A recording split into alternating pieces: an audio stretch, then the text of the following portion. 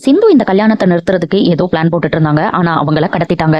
ஆனா பைரவியும் இப்படி பண்ணுவாங்கன்னு எதிர்பார்க்கல. இன்னைக்கு சிந்து பைரவில என்ன நடந்ததுன்னு பார்க்கலாம் வாங்க. கல்யாணம் நிக்க போதேன்னு நினைச்சு அன்னபூர்ணி ஃபீல் பண்ணி பயங்கரமா அலறாங்க.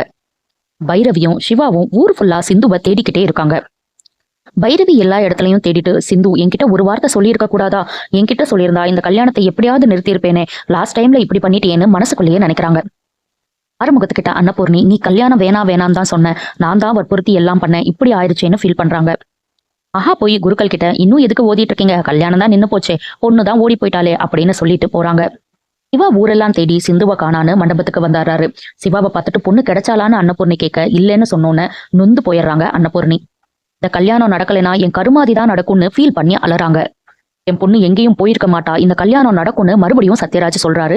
கரெக்டா அந்த டைம்ல சம்பத்தும் அவரோட மச்சானும் வந்துடுறாங்க. என்னடா ஆறுமுகம், உன் கல்யாணம் நின்றுச்சா? நாங்க தான் சொன்னோமே உன் கல்யாணம் நடக்காதுன்னு. இப்ப கூட ஒண்ணும் இல்ல, சம்பத்துக்கு உன் தங்கச்சியை கல்யாணம் பண்ணி கொடு, நான் ஏன் தங்கச்சியை உனக்கு கல்யாணம் பண்ணி தர்றேன் அப்படின்னு இந்த இடத்துல வந்து எரியிற தீல எண்ணெய ஊத்துறாங்க.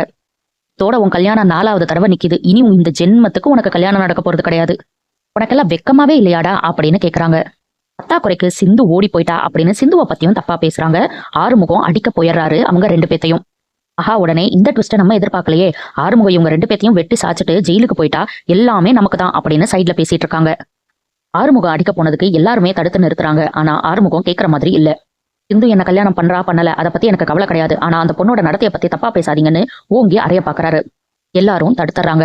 ஆறுமுகம் அதுக்கப்புறம் அன்னபூர்ணி கிட்ட, நீ ஒன்னும் கவலைப்படாதமா, எனக்கு இந்த கல்யாணம் எல்லாம் வேணாம், நான் லாஸ்ட் வரைக்கும் கூடவே இருந்துடுறேன்னு சொல்றாரு. அழுது மயக்கமே வந்துருது.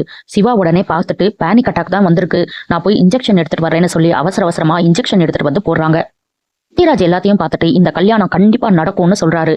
அன்னபூர்ணி, எப்படின்னு ஓடி போனவ எப்படி வருவான்னு கேக்குறாங்க. உடனே அவதாமா ஓடி போயிட்டா, ஆனா எனக்கு இன்னொரு பொண்ணு இருக்கா அப்படின்னு சொன்னோன்னு எல்லாரும் பயங்கரமா ஷாக் ஆகுறாங்க. முக்கியமா ஆறுமுகமே பயங்கரமா ஷாக் ஆகுறாரு. போட்ட பிளான் எல்லாம் போச்சேன்னு இவங்க 2 பேர் திருன்னு முழிக்கிறாங்க. நான் வாக்கு கொடுத்தபடி இந்த கல்யாணம் நடக்கும்னு சொல்லிட்டு சாரதா கிட்ட, உனக்கு ஒன்னும் பிரச்சனை இல்லையேன்னு கேக்குறாரு.